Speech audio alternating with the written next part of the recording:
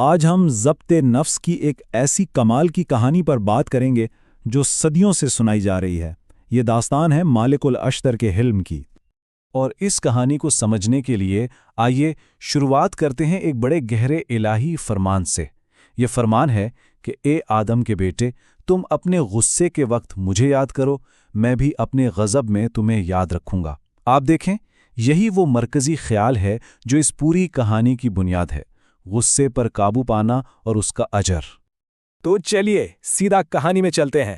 یہ قصہ شروع ہوتا ہے کوفہ کے ایک ہلچل سے بھرے بازار میں، اور یہاں اس کہانی کے مرکزی کردار سے ملتے ہیں مالک الاشتر۔ اچھا، یہ کوئی عام شہری نہیں تھے، بلکہ علی ابن ابی طالب کی فوج کے ایک بہت ہی قابل احترام اور بہادر جنرل تھے، جن کی بہادری کے قصے دور دور تک مشہور تھے۔ لیکن یہاں ایک بہت دلچسپ بات ہے۔ اتنے بڑے اور اونچے رتبے کے باوجود مالک الاشتر نے کمال کی سادگی اپنائی ہوئی تھی۔ وہ بازار سے گزر تو رہے تھے، لیکن ان کا لباس، ان کی پگڑی، کچھ بھی ان کی شان و شوکت کا پتہ نہیں دے رہا تھا۔ تو یہی وہ فرق ہے جو اس پوری کہانی کا سب سے اہم موڑ ہے۔ ایک طرف تو ان کی حقیقت ہے کہ وہ ایک عظیم سپہ سالار ہیں، اور دوسری طرف ان کا ظاہر، بالکل سادہ کپڑے اور ایک معمولی سی پگڑی، اور بس یہی غلط فہمی آگے چل کر ایک بڑے واقعے کی وجہ بنتی ہے۔ اور پھر وہی ہوا جس کا ذکر ہے۔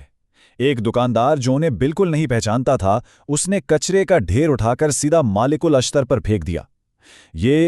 یہ سراسر ناواقفیت میں کی گئی ایک توہین آمیز حرکت تھی۔ اب کہانی کا رخ اس دکاندار کی طرف مڑتا ہے۔ دیکھتے ہیں کہ اپنی اس حرکت کے فوراً بعد اس کا کیا حال ہوا۔ اسی لمحے آس پاس کھڑے دوسرے لوگوں نے اسے بتایا، ارے جانتے ہو یہ کون تھے؟ یہ تو فوج کے کمانڈر مالک الاشتر ہیں۔ اب ذرا تصور کریں اس شخص کی حالت کا۔ اس کے پیروں تلے سے تو زمین ہی نکل گئی ہوگی جب اسے پتا چلا کہ اس نے کس کی توہین کر ڈالی ہے۔ ایک لمحے کے لیے رک کر سوچتے ہیں، فوج کے اتنے بڑے کمانڈر کی توہین، اس دور میں اس کا نتیجہ کیا ہو سکتا تھا؟ مطلب اس ایک حرکت کے نتائج بہت ہی سنگین ہو سکتے تھے۔ تو بس دکاندار کی تو حالت ہی خراب ہو گئی۔ اس کے ذہن میں ایک طوفان مچ گیا۔ سب سے پہلے تو احساس ہوا کہ اس نے کتنی بڑی غلطی کر دی ہے، پھر سزا کا خوف دل میں بیٹھ گیا، اور بس وہ پاگلوں کی طرح مالک کو ڈھونڈنے اور معافی مانگنے کے لیے بھاگا، اور آخر کار ڈھونڈتے ڈھونڈتے وہ ان تک ایک قریبی مسجد میں پہنچ ہی گیا۔ اور اب کہانی اپنے عروج پر پہنچتی ہے۔ منظر ہے مسجد کے اندر کا۔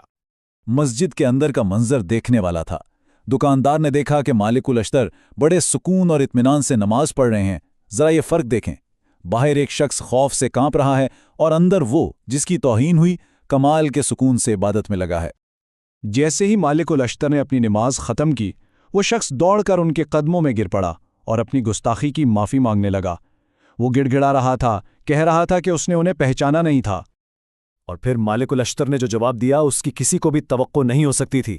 انہوں نے اسے اٹھایا اور کہا، اے اللہ کے بندے، قسم خدا کی، میں مسجد میں آیا ہی اس لیے تھا کہ تمہارے لیے اللہ سے معافی مانگوں۔ میں جانتا تھا کہ تم نے مجھے پہچانا نہیں۔ سوچے ذرا، بدلہ یا غصہ تو دور کی بات، انہوں نے الٹا اس شخص کے لیے دعا کی جس نے ان کی توہین کی تھی۔ یہ ہوتی ہے کردار کی اصل عظمت۔ تو آئیے اب ذرا اس واقعے میں چھپے گہرے سبق پر غور کرتے ہیں۔ دیکھیں، مالک الاشتر کے اس ایک عمل میں کتنی عظیم خوبیاں نظر آتی ہیں۔ سب سے پہلے تو عاجزی، کہ اپنا اتنا بڑا رتبہ کبھی ظاہر ہی نہیں کیا۔ پھر ضبط نفس، یعنی توہین کا جواب غصے سے نہیں بلکہ نماز اور دعا سے دیا۔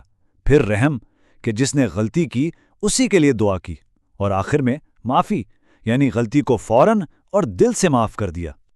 اور یہی اس پوری کہانی کا نچوڑ ہے کہ اصل طاقت بدلہ لینے میں نہیں ہے، بلکہ اصل طاقت تو اپنے غصے پر قابو پانے اور معافی کا راستہ چننے میں ہے۔